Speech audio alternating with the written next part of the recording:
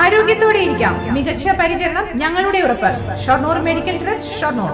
വാണിയംകുളം പാതിപ്പാറയിൽ കാർ മരത്തിലിടിച്ചു. പാതിപ്പാറ പെട്രോൾ പമ്പിന് മുൻവശത്താണ് കാർ മരത്തിലിടിച്ച് വട്ടം കറങ്ങി ഡിവൈഡറിൽ ഇടിച്ചു നിന്നത്.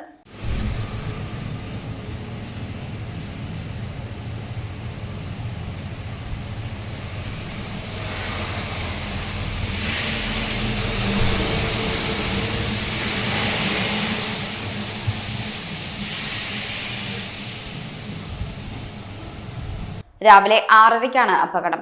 ഈ സമയം റോഡിൽ വാഹനങ്ങളും കാൽനട യാത്രക്കാരും ഇല്ലാതിരുന്നതിനാൽ ആളപായം ഒഴിവായി.